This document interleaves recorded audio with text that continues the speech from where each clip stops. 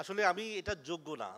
আমি আবৃত্তিকার না, আমি গায়ে মানে আমি লিখি না।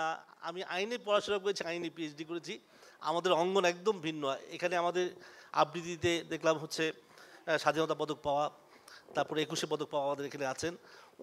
তারপরেও আমাদেরকে বোধহয় এই যে এখানে আবৃত্তির সাথে মানে শিল্প কলার সাথে আমাদেরকে সম্পৃক্ত করার জন্যই বোধহয় আমাদেরকে এনকারেজ করার জন্য, মোটিভেট করার জন্য বোধহয় এখানে দাওয়াত দেওয়া হয়েছে, আমন্ত্রণ করা হয়েছে। এই জন্য আমি সবাইকে মানে আমি কৃতজ্ঞতা প্রকাশ করছি। মূলত শিশু উৎসব ২০২৫ আজকে শিল্প বৃত্তের ২ যুগ পূর্তি অনুষ্ঠান।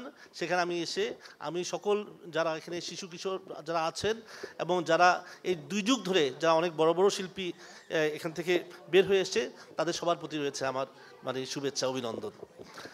আমি আজকে খুব আসলে বেশি কথা বলতে চাই না। এই যে প্রথম একটা আমরা এটা দেখলাম যে এই যে আমাদের বাচ্চারা, ছোটো ছোটো বাচ্চারা, তারা যে তাদের যে পারফরমেন্স দেখলাম, মানে বোঝাই যায় যে যখন তারা কথা বলে, এই যে তারা যে মানে আগামী দিনে তারাও যে স্বাধীনতা পদক পাবে, ২১শে পদক পাবে, মানে বোঝাই যায় ওদের কথা বলা, চিন্তা চেতনা, হ্যাঁ বোঝায় তারা।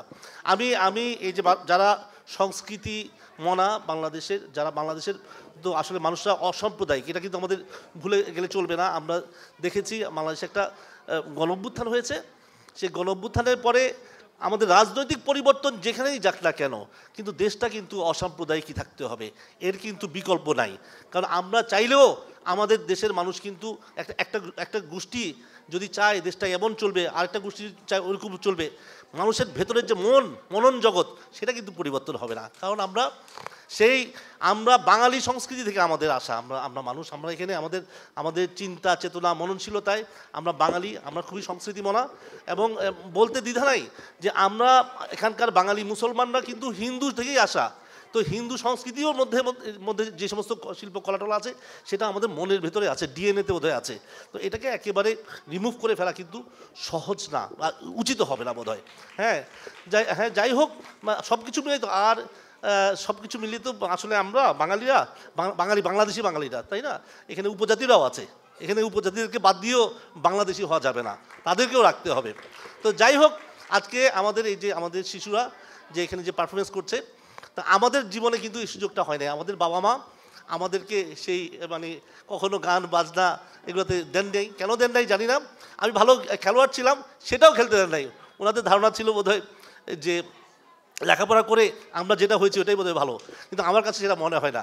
আমার খুব ছোটোকালে ইচ্ছা ছিল যে আমি রকস্টার হব। এখন যখন ব্যান্ড সঙ্গীতের যারা গায়ক আছে তাদেরকে দেখলে আমার খুব আফসোস লাগে যে জীবনে যদি রকস্টার হতে পারতাম।